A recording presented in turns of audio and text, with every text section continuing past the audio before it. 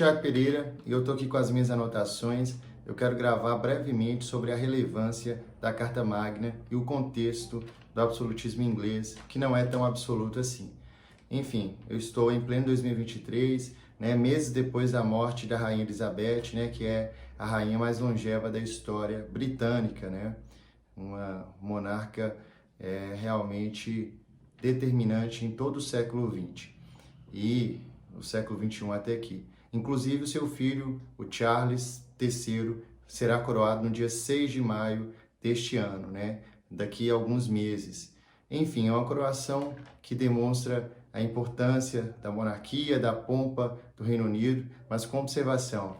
É uma monarquia constitucional ou parlamentar totalmente complexa e impactada com o que eu vou tratar aqui. E aí eu fiz as minhas anotações e eu vou abordá-las. A primeira coisa é que, de modo geral, a Constituição ou as Constituições do Brasil e do mundo, elas são tratadas como filhas, como influenciadas pela Carta Magna da Inglaterra de 1215.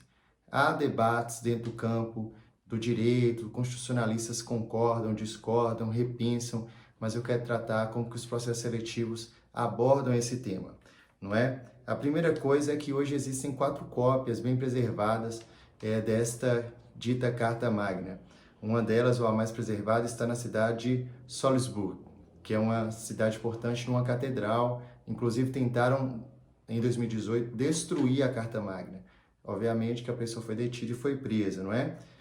De acordo com muitos estudiosos, dentre eles José Carlos Vasconcelos, professor constitucionalista da Unirio, não existe no Reino Unido, ou seja, na Inglaterra e os demais países membros, não existe no Reino Unido uma Constituição sistematizada, escrita, mas você tem vários documentos, A Bill of Rights, a Declaração dos Direitos, de 1688 e 89, você tem outros documentos e principalmente a Carta Magna, e é dela que eu quero tratar aqui. Essa carta que foi escrita há mais de 8 séculos e ainda hoje ela é mencionada nos cursos de Direito, nas aulas de História do Brasil inteiro. A mensagem principal dessa carta: ninguém, nem mesmo o rei, está acima do conjunto de leis, está acima das leis, tá? E precisa ser compreendido tudo isso.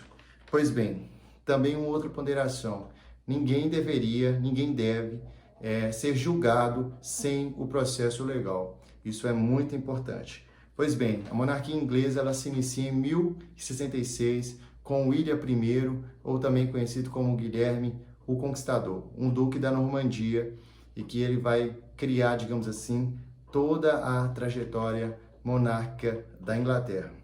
No caso inglês, o rei nunca teve tanto poder assim. A gente até fala que o absolutismo inglês nunca foi tão absoluto.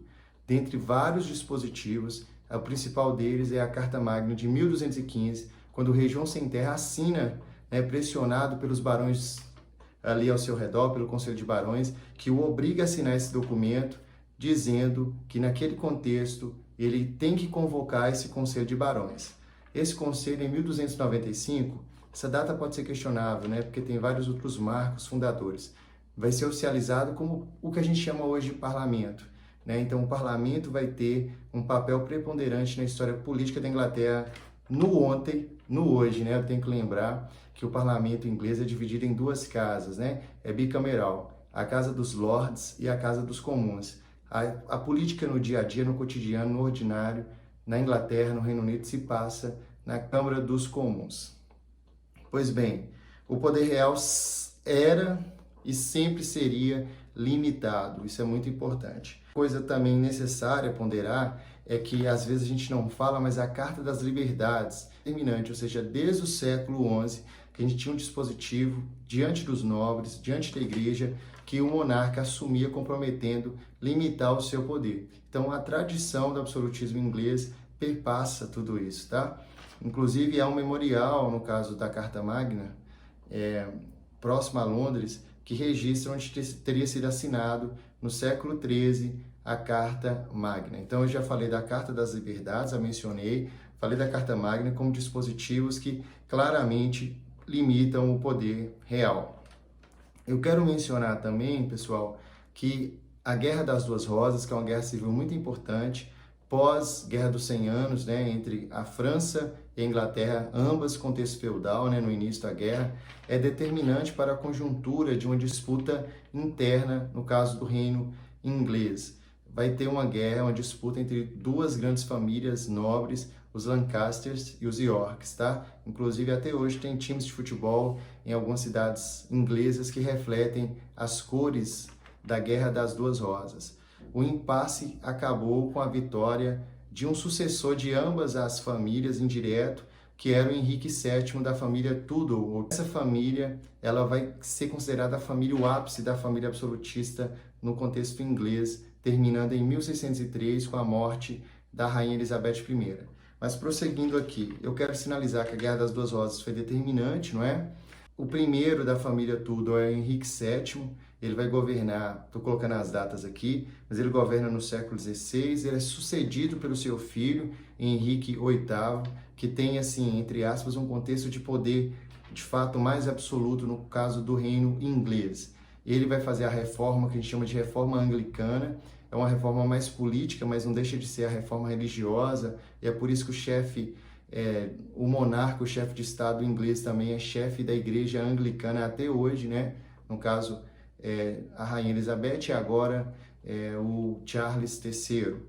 E depois a filha do Henrique VIII, a Elizabeth I, né? Vai ter os irmãos dela e ela assume. A gente tem um poder assim preponderante, a Elizabeth tem um poder de fato, digamos assim, no contexto inglês absoluto.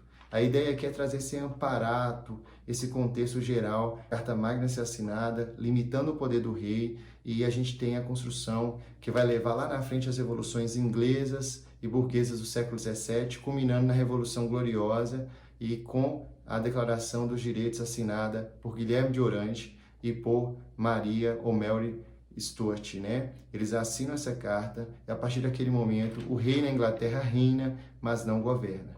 Então isso é importante para a gente pensar.